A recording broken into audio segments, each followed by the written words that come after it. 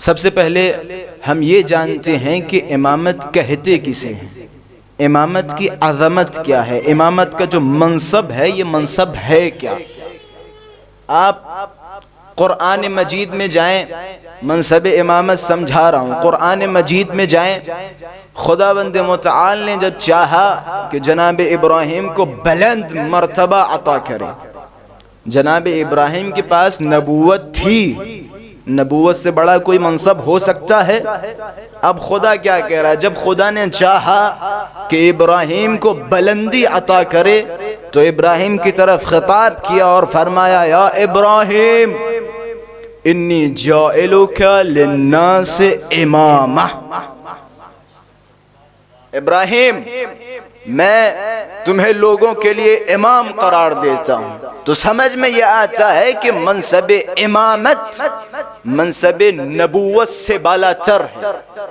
پھر آپ قرآن میں جائیں، اسی طریقے سے جو آیت ہم نے اپنے سرنامہ سخن قرار دی ہے، خداوند متعال نے رسول اللہ کی طرف خطاب کیا، وہ رسول کہ جس نے اتنی مشقتیں اٹھائیں، اتنی زحمتیں برداشت کیں، لوگوں نے پریشان کیا اور آخر میں نعرہ لگایا کہ جتنا مجھے پریشان کیا گیا، جتنی مجھے اذیت دی گئی، کسی بھی نبی کو اتنی اذیت نہیں دی گئی۔ راہ تبلیغ میں لوگوں نے پریشان کیا، کوڑا ڈالا گیا، کچرا ڈالا گیا، اور بہت سارے قصات، بہت سارے واقعات، یہاں تک کہ لوگوں نے اپنے چھوٹے چھوٹے بچوں کو معین کر دیا تھا کہ جب رسول اعظم تشریف لائیں تو انہیں اذیت پہنچائی جائے، انہیں پریشان کیا جائے۔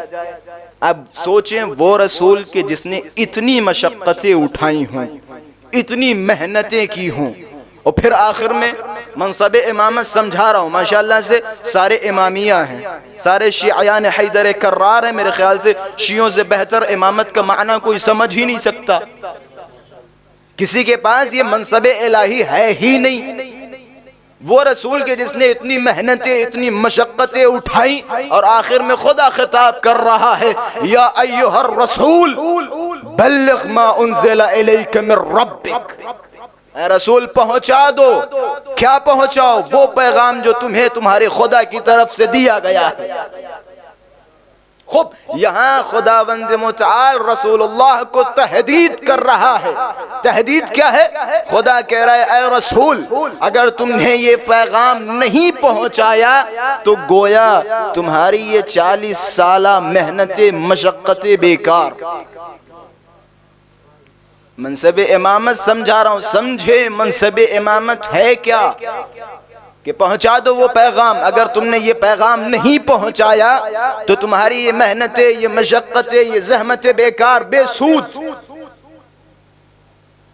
اور پھر جب رسول اللہ نے غدیر کے میدان میں اپنے صاحب، اپنے ولی، اپنے وصی کے ہاتھ کو اپنے ہاتھوں پہ بلند کیا، یا خود روایتوں کے مطابق خود ذات سے امیر المؤمنین کو ہاتھوں پہ بلند کرنے کے بعد فرمایا من کنت مولا فہذا علی مولا، جس کا میں مولا ہوں اس کے یہ علی مولا ہیں۔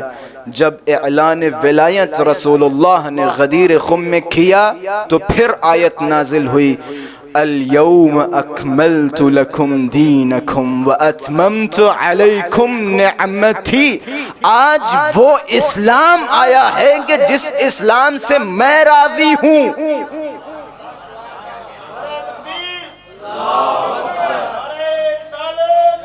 رسول اللہ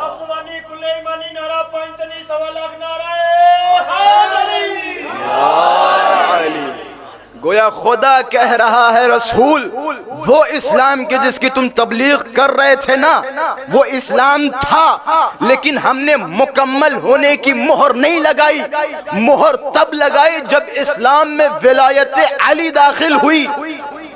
قرآن کی سیدھی سیدھی آیت ہے نا، کوئی حدیث نہیں جو ہم کہتے ہیں جعلی ہے، یہ نقلی ہے، یہ فلاں ہے فلاں، قرآن کی سیدھی سیدھی آیت ہے۔ جائیں آپ اہل سنت حضرات کی تفاسیر اٹھائیں اور دیکھیں یہ آیت کب نازل ہوئی، کس کی شان میں نازل ہوئی۔ اگر میں کہوں کہ علماء یہ اہل سنت کا اتفاق ہے تو غلط نہ ہوگا۔